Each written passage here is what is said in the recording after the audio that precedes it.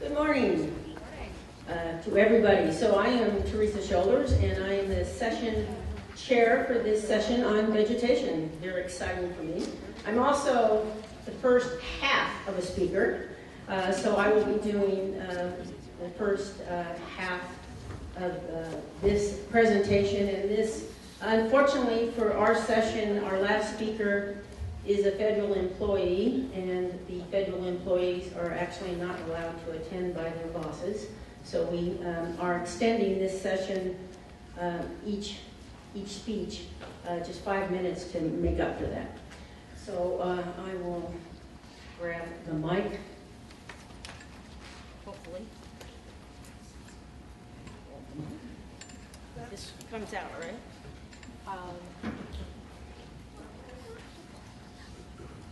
Technical details. Ah, there we go.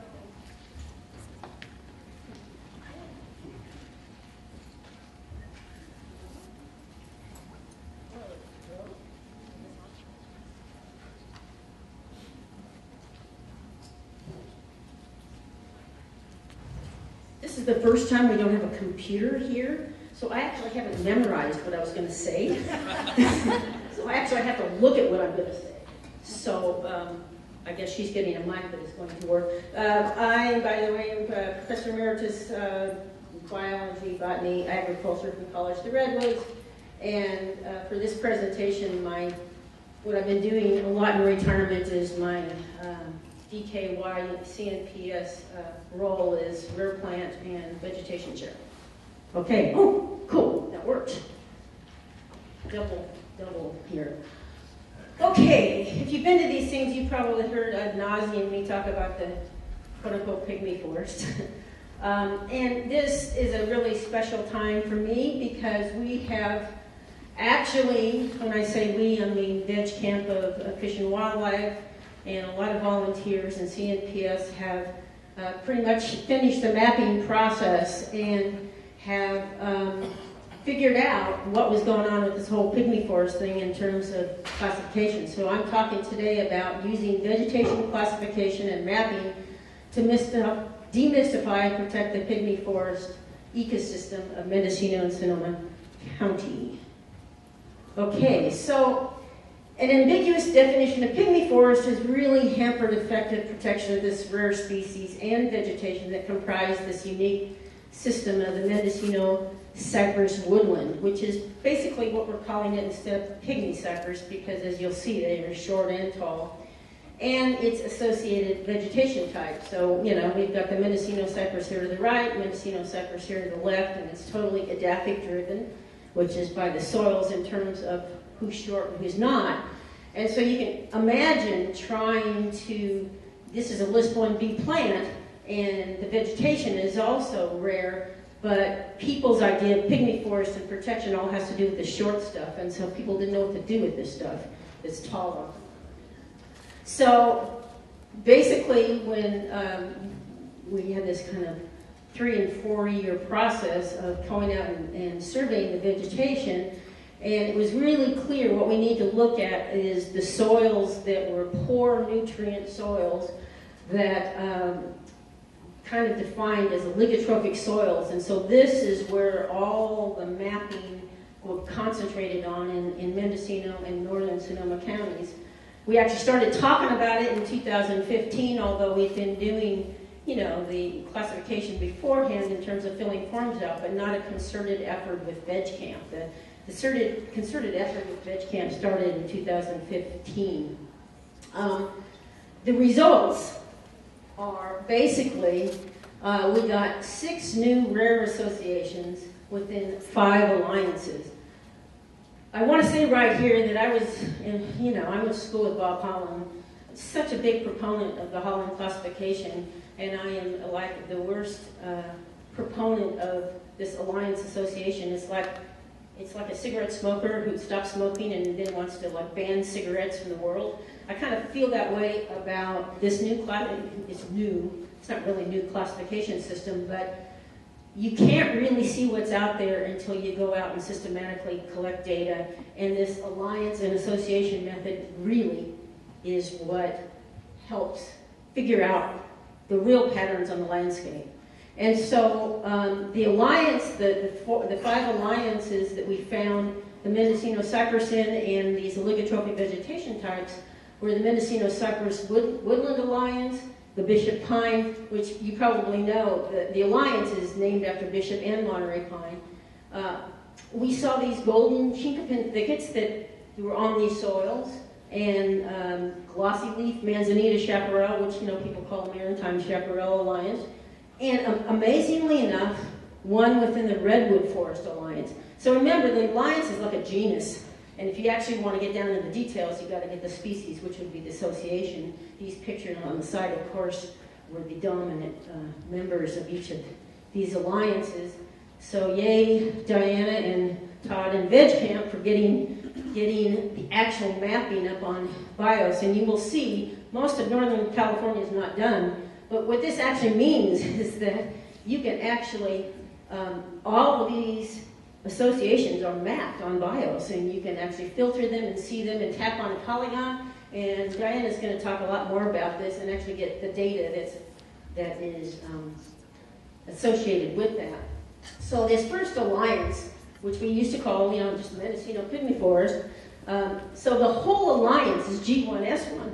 So, that means that all the associations are G1. That's as, rare as you can get. And only 620 acres of this particular one that is just Bishop, it's Mendocino cypress, Bishop pine, Bragg, manzanita, Arctostaphylos numularia. I tried not to just do the scientific names, and in fact, we would just call this Hepi Paimu Artmu, but that would really go over well with this group, I'm sure. So the dominance here to the right, or in terms of cover. The second new association within the alliance is the Mendocino cypress, Bolander pine, Labrador tea, Hepi Paicobo Rocco, but 2,000 acres of this thing. And a lot of these associations, nobody, when they're doing their botanical surveys, is actually looking at this as a rare vegetation, because some of this stuff is tall. So when you're looking at vegetation, then, you're actually looking at the species and the cover and all the other associated data that we're taking. So a lot of unrecognized rare stuff is finally defined very critically and easily. The Association 2 is the Mendocino Cypress Alliance that has Mendocino cypress, Bolander pine, and Labrador tea. But in this particular one, it's a variant called a fen variant because it has species like sphagnum. And there's only 9 acres of it left. It's not a different association, but so much of in our area, the sphagnum bogs have all been, the sphagnum fens have all been drained. So that's why we're calling it a variant, because there's really not enough acreage to actually have it be separate. So the third association is Mendocino cypress, Bolander pine, rhododendron macrophyllum, and only a couple thousand acres of this. So, all of this whole alliance, G1S1. Here's one that when the Bishop Pine Alliance, the Association Bishop Pine, Chinquapin, Manzanita, this one is what locals would just call transitional forest, which meant it got no protection because nobody knew what it was. So again, a really important thing to define it. And of course, defining something by Bishop Pine and Manzanita and Chinquapin, they're not rare species, but it's a rare vegetation type. Only 1,800 acres. Here's another one. It's a Golden Chinquapin Alliance and the association G2S2. Only 55 acres. Wow. So Chinquapin and Huckleberry Association. And then there is the Glossy Leaf Manzanita Alliance, which otherwise often would be known here as the Maritime Chaparral. And this we're talking about is Arctostaphylos numularia. So this provisional alliance is provisional because we haven't really been able to map all of it, only 277 acres. This is in the Redwood Alliance, and the Redwood Alliance is, you know, you got 5% dominance cover of redwood, but the redwood stumps are very far from each other. It's not like successional where you got a cypress, a big cypress pops in. This is actually a soil type that is producing this vegetation where redwood is enough cover that it's a redwood alliance, but it's co-dominant of these humongous cypresses.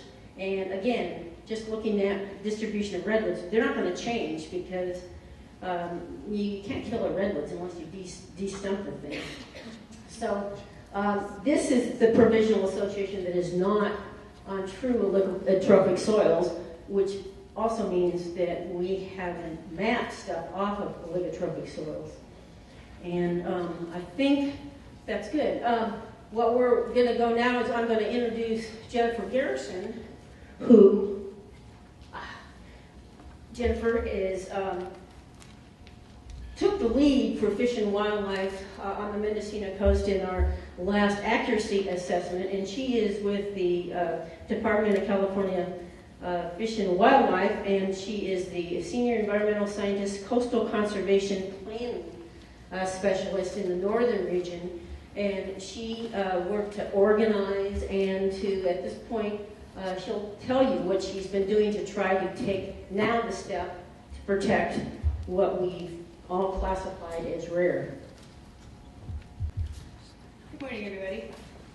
I'm going to go over here and try not to fall off the stage.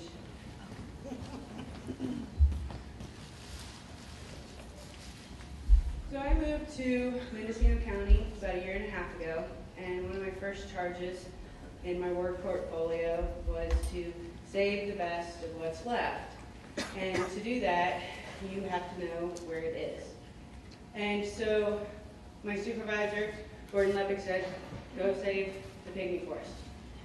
So I go to look for a map, and there isn't a map.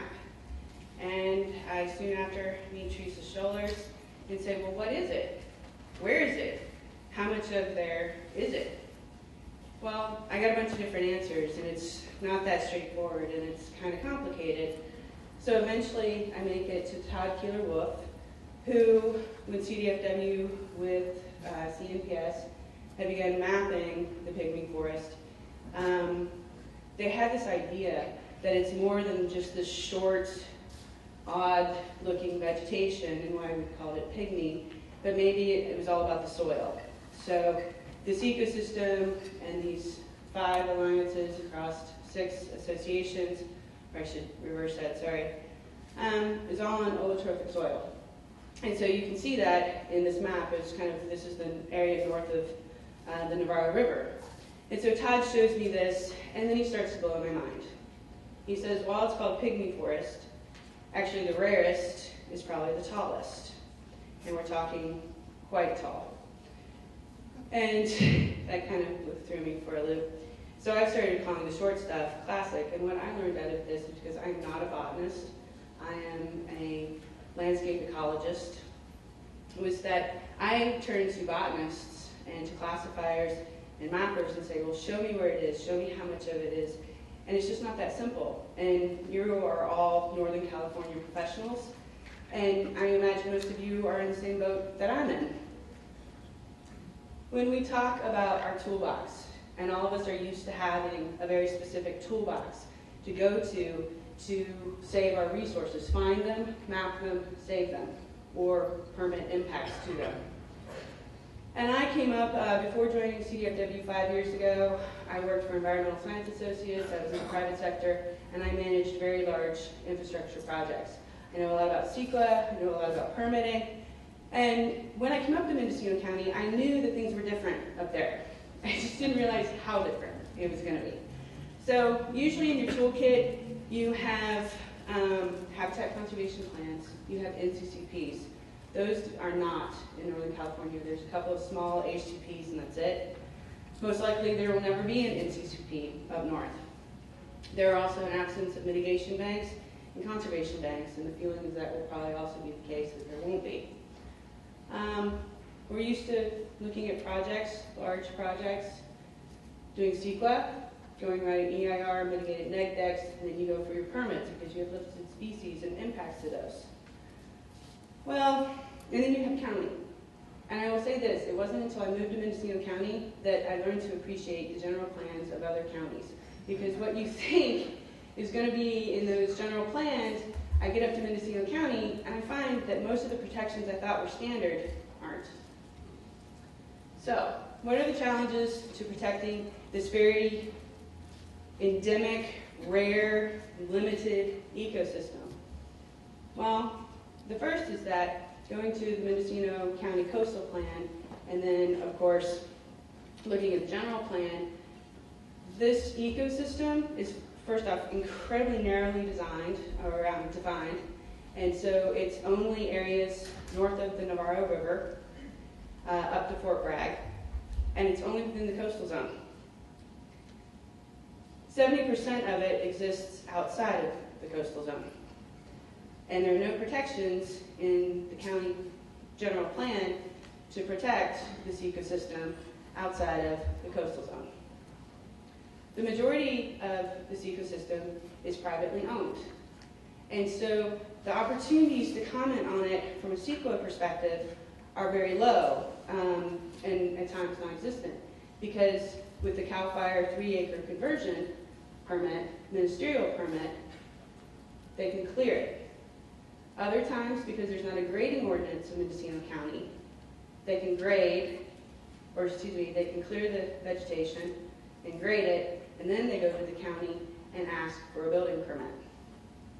So people always say to me, because I'm the regulator, Jennifer, this is so important, you have to save it. Why can't you save it? It has to be protected.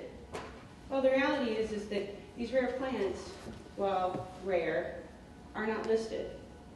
And so therefore, you're not triggering CESA. And so with an absence of, any protections in the general plan or in the coastal plan outside of the coastal zone, you really find that this ecosystem is being taken away by 5 acres, 10 acres, 20 acres, rural residential subdivisions. So that's kind of sad and frustrating, and this is the first talk of the morning, so we switch to the positive. We have time for sad tomorrow, right? Let's stick to the good stuff. So first and foremost, when I had called Todd Keeler up and said, Todd, I need a map, and I had known Todd when I worked at headquarters. He was like, well, Jen, we'll get on it, we'll get you, a map. And they came up, and working with Teresa Sholars, who I'd like to thank, she taught me these plants. Again, I'm not a botanist, but her patients and Vegecation's patients, they came up. We can now say what it is, and we can explain to people that the short stuff isn't just the important stuff. In fact, the rare stuff is the taller stuff. So we have it defined. We know mostly where it is and how much of it there is. The next thing is outreach. Particularly in Mendocino County, Pygmy Forest is poor to build on. You have to get above ground septics. People don't, they don't see the value because you can't, sell it for timber. So getting the community to care about this, getting the kids to care about this is very important to us. So outreach to professionals like you, to our community, and then to enlist. And what do I mean by enlist? You're going to hear this a couple of times today. I don't really expect you to look at the map so much, but see all the white up in the northern part of California? That's where we all work. Most of the northern state has not been mapped. So when I say enlist, I talked to Veg Camp before I said I'd say this today. We want you to get out there, and if you see something odd and weird and doesn't work with the manual, call them up. Call me up. Your local, I'm Mendocino County, Michael Van Haddam is Del Norton, Humboldt, Gordon Leppick oversees us. Call us up and say, we saw something interesting, and help us to not only look for opportunities potentially to fund Veg Camp to map the northern part of the state, but you're all out there and help share your data. Incorporating new science. I have this idea. So it turns out that vernal pools weren't protected as 3-parameter wetlands because they didn't meet the plant list and the species list until Fish and Wildlife Service and CDFW got together and did the science, got a new plant list. So Teresa, Sholars, and I had this idea that the majority of the pygmy forest is probably, at a minimum, a 2-parameter wetland. So going out this winter and next winter to do a study to see how much of the pygmy forest is actually a wetland. And then why I mention this is because the NWI, when you pull up Sholars Bog, which is the last mostly intact Mendocino cypress fen, it's not listed as a wetland. And that shouldn't surprise most of you working up here, but it surprised me. So how is the Corps supposed to know it's a wetland if, you know, the delineations don't get done, there aren't protections for the wetlands outside the coastal zone? Last is to develop a CAP. A CAP is an internal CDFW document that says what something is, where it is, and then prioritizes to get it. Since most of this is on private land, we certainly are going to have to prioritize and work with ruined landowners to get conservation easements and whatnot. Lastly is this idea of this is outside of our power, but we are working with the county to develop some protective mechanisms. They're not required to update their general plan at any time, but how many of you know about combining districts? Anybody know about a combining district? I got one person. So in under a minute, I will say a combining district is where a county will increase or decrease the zoning requirements over a certain area. So in Sacramento, the city of Sacramento is a great example. They allowed chickens if you had a parcel of XYZ size. So then they made a map of all those parcels that were of that size, and then you could have chickens. That was a specific zoning. We had the same thought for the Mendocino cypress woodland. And this, and why I showed, this is one of the last slides, shows the extent. This is all south of the Navarro River, where it's inside the coastal zone, and the coastal plan says there's none of this habitat inside the coastal zone. So a combining district would pick up protections for not only inside, but also outside of the area. Very quickly, thank you for your time. Here's a map. We'd like to thank little Lupin Sholars, who would go into the wetlands for us and tell us the depth of the inundation. And then this is Teresa Sholars standing next to a cypress that was, I don't know, 4 feet, 4.5 feet in diameter. Thank you.